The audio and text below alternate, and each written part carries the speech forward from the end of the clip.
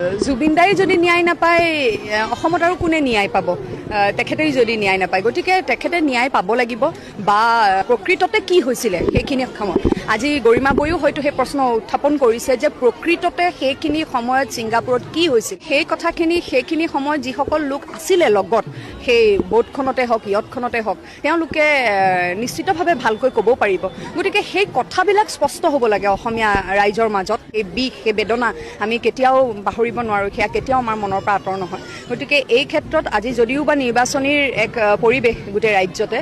মই ভাবোঁ আগন্তুক যিয়ে চৰকাৰ গঠন নকৰক কিয় চৰকাৰ আহিব যাব